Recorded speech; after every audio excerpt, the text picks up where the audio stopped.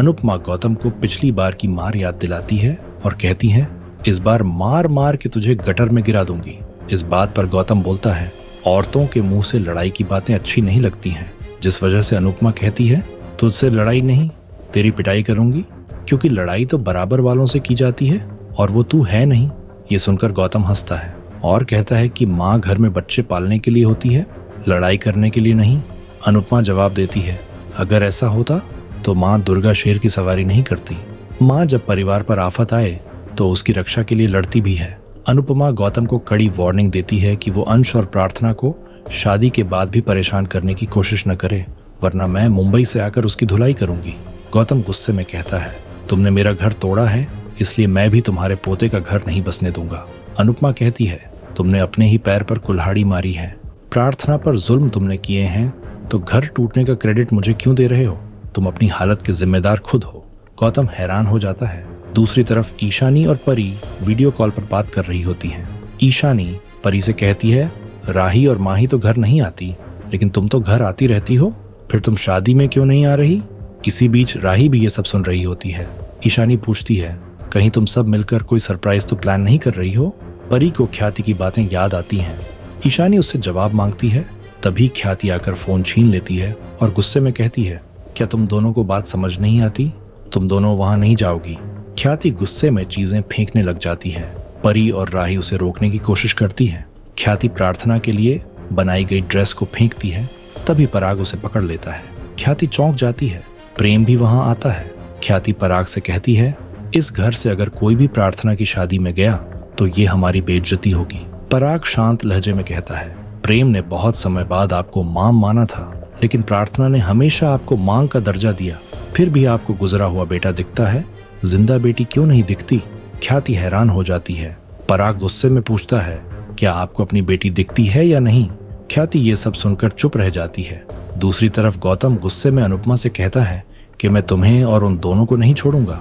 अनुपमा कहती है, अगर प्रार्थना चाहती तो वो तुम्हें घरेलू हिंसा के केस में जेल भिजवा सकती थी, इसलिए उसका एहसान मानकर नई जिंदगी शुरू करो।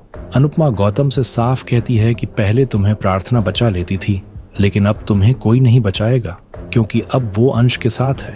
गौतम कहता है, मैं भी अपने बच्चे पर अपना हक नहीं छोड़ूंगा, मुझे भी तोड़कर बिखारना अच्छे से आता है। अनुपमा चप्पल लेकर उसे धमकाती है कि मुझे भी चमड़ी उधेड़ना अच्छे से आता है, इसलिए दूर रहना। अनुपमा गौतम को वहां से भगा देती है। गौतम डर कर चला जाता है। इसके बाद बाबूजी आते हैं तो अनुपमा कहती है कि उन्हें गौतम से अंश और प्रार्थना की रक्षा करनी होगी, वो उनका पीछा नहीं छोड़ेगा। बाबूजी भरोसा देते हैं कि हम सब अंश और प्रार्थना के साथ हैं। अनुपमा बताती है कि फिनाले के बाद उसे मुंबई लौटना है, इसलिए उन्हें ही अंश और प्रार्थना का साथ देना होगा। बाबूजी कहते हैं, तुम साथ रहोगी तो हमें हिम्मत मिलेगी। अनुपमा कहती है, मैं नहीं रहूंगी, आप लोगों को ही हिम्मत करनी होगी। मैं जाने से पहले पराग को भी समझा कर जाऊंगी। दूसरी तरफ प्रेम ख्याति से पूछता है कि आप इतनी पत्थर दिल क्यों हो गई? ख्याति गुस्से में कहती है, पुराने घावों ने मुझे ऐसा बना दिया है। ख्याति कहती है, मैंने प्रार्थना को सगी बेटी से बढ़कर प्यार दिया है, लेकिन उसने अपना दुख और दर्द अपनी माँ को नहीं बताकर उस अनुपमा को बताया। उसको अपनी माँ से ज्यादा भरोसा अनुपमा पर है। वो घर छोड़कर भी मेरे बेटे के कातिल के घर गई। ख्याति दुखी होकर कहती है, प्रार्थना ने एक बार भी मेरे बारे में नहीं सोचा कि मुझे कितना दुख हुआ होगा। तुम सब लोगों को मेरा गुस्सा दिखता है, लेकिन मेरा दर्द किसी को नहीं दिखता। माँ को भी जलन होती है जब उसका बच्चा अपनी माँ से ज्यादा किसी और को मानता है। प्रेम कहता है, जब प्रार्थना ने पहली बार गौतम के खिलाफ आवाज उठाई थी तो क्या आपने उसका साथ दिया था? आज जब उसका तलाक हो गया है तब भी क्या आपने गौतम से कुछ पूछा? आप गुस्से में हैं, लेकिन इसका मतलब ये नहीं है कि आप सही भी हैं। ख्याति कहती है, तुम्हें तो अनुपमा के अलावा कोई सही नहीं लगता। जिन बच्चों के लिए मैंने अपने सगे बेटे को त्याग दिया, वो बच्चे मेरे होने के बावजूद अनुपमा के सगे हो गए तो क्या मुझे बुरा नहीं लगेगा? जिस औरत ने मुझसे मेरे तीनों बच्चों को दूर कर दिया, उसे मुझे नफरत क्यों नहीं होगी? ख्याति रोते हुए कहती है, आप सबको मैं पागल लगती हूँ, लेकिन मैं पागल नहीं हूँ। मुझ में खालीपन आ गया है। अनुपमा ने मुझे अंदर से खाली कर दिया है। ख्याति दुखी होकर चली जाती है।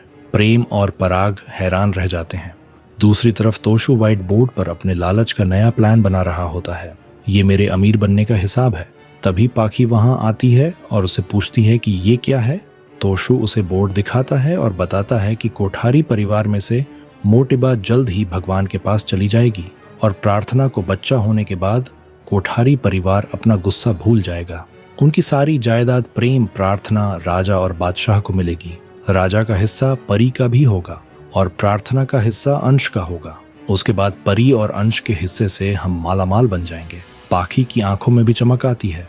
तोशु खुश होता है। पाखी कहती है कि ये सब होने में अभी बहुत साल लगेंगे, तब तक हम बूढ़े हो जाएंगे। मेरे लिए तो ये डांस कंपटीशन ही काफी है, मैं उससे अमीर बनूंगी।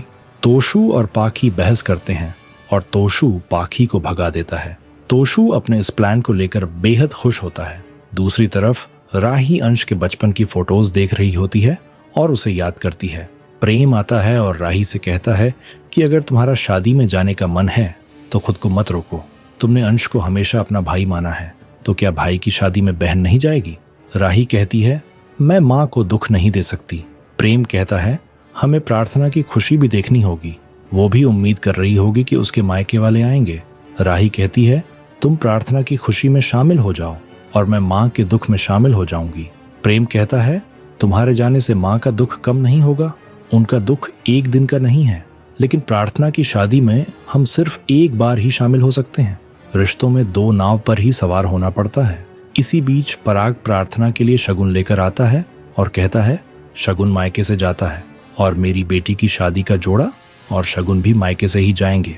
हमारी तरफ से तुम दोनों ये शगुन लेकर जाना। प्रेम पराग को भी साथ चलने के लिए कहता है। पराग कहता है कि मैं पिता हूँ लेकिन पति भी हूँ। मैं ख्याति जी की सोच नहीं बदल सकता, लेकिन उनके पास तो रह सकता हूँ। पराग राही से कहता है कि यह शगुन तुम लेकर जाओ और प्रार्थना से कहना कि इसमें मेरा प्यार और आशीर्वाद है। पराग चला जाता है। राही इमोशनल होकर प्रेम के गले लग जाती है। अगले दिन अनुपमा पूजा की थाली लेकर आ रही होती है। तभी वो गिरने वाली होती है तो राही उसे संभालती है। अनुपमा राही को देखकर हैरान रह जाती है। आने वाले एपिसोड में देखने को मिलेगा कि फंक्शन के दौरान अंश कहता है कि उसकी बहनों के बिना मेहंदी और खुशियों का रंग फीका पड़ जाएगा। तभी राही, माही और परी वहां आती है, जिससे अंश बेहद खुश हो जाता है। प्रेम और राजा के वेलकम के लिए अनुपमा आती है, लेकिन तभी राही कहती है कि मैं यहाँ सिर्फ अंश और प्रार्थना के लिए आई हूँ, किसी और के लिए नहीं। इसके बाद पाखी राही को जसप्रीत और भारती के खिलाफ भड़काती है कि मम्मी रिश्तों का रिप्लेसमेंट बहुत आसानी से ढूंढ लेती हैं। ये भारती और जसप्रीत ऐसे बर्ताव कर रही हैं जैसे ये मम्मी की सगी बेटियां हों। राही को जलन होती है और वो अपनी टीम से कहती है कि अंश और प्रार्थना की शादी में हम एक स्पेशल डांस करते हैं और दुनिया को दिखा देते हैं कि हम क्या चीज हैं। जसप्रीत कहती है कि दुनिया से तुम्हारा मतलब हमसे है ना, मैदान में आओ, हम भी दिखा देंगे कि हम क्या चीज हैं। ये सब देखकर अनुपमा परेशान हो जाती है। आपको क्या लगता है, क्या अनुपमा प्रार्थना और अंश को गौतम से बचा पाएगी? कमेंट करके जरूर बताएं। अगर वीडियो पसंद आई हो तो लाइक और शेयर करना ना भूलें। वीडियो देखने के लिए आपका बहुत बहुत धन्यवाद।